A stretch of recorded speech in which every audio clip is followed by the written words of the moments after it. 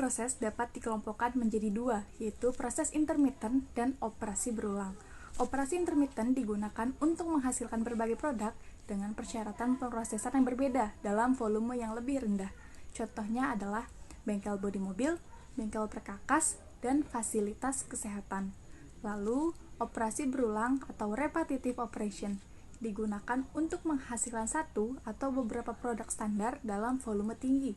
Contohnya adalah jalur perakitan khas, kafetaria, dan pencucian mobil otomatis.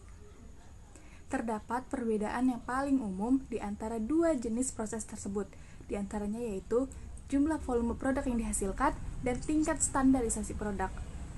Dan kedua jenis proses tersebut memiliki 10 perbedaan yang spesifik. Silahkan dilihat pada tabel berikut. Operasi intermittent dapat dibagi menjadi proses proyek dan proses batch. Proses proyek digunakan untuk membuat produk yang unik sesuai dengan spesifikasi pelanggan. Contohnya dapat dilihat pada konstruksi pembuatan kapal, prosedur medis, pembuatan karya seni, penjahitan khusus, dan desain interior. Lalu, proses batch. Proses batch ini digunakan untuk menghasilkan produk dalam jumlah kecil dalam kelompok atau batch berdasarkan pesanan pelanggan atau spesifikasi produk. Contohnya bisa dilihat pada toko roti. Operasi berulang pun dapat dibagi menjadi dua, yaitu proses lini dan proses berkelanjutan. Proses lini dirancang untuk menghasilkan volume besar produk standar untuk produksi massal.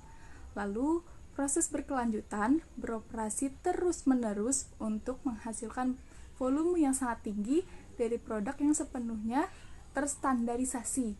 Contohnya termasuk kilang minyak dan pabrik pengolahan air.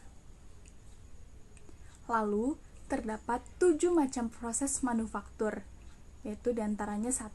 Pengecoran atau casting.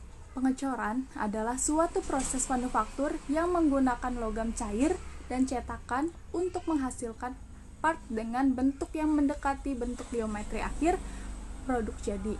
Lalu yang kedua adalah pembentukan atau forming. Proses metal forming adalah melakukan perubahan bentuk pada benda kerja dengan cara memberikan gaya luar sehingga terjadi deformasi plastis. Lalu yang ketiga adalah pengelasan atau welding. Pengelasan atau welding ini merupakan proses penyambungan dua bagian logam dengan jalan pencairan sebagian dari daerah yang akan disambungkan. Lalu yang keempat adalah pemesinan atau machining.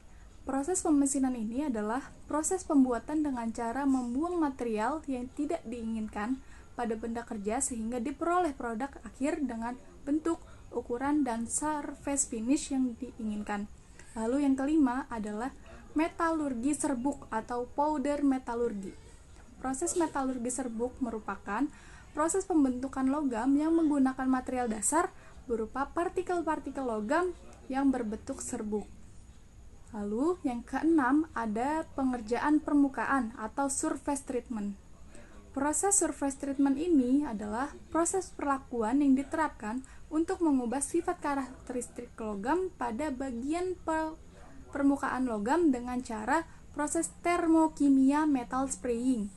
Lalu yang ketujuh, yang terakhir adalah perlakuan panas atau heat treatment. Ini adalah proses untuk meningkatkan kekuatan material dengan cara perlakuan panas. Video ini adalah contoh industri manufaktur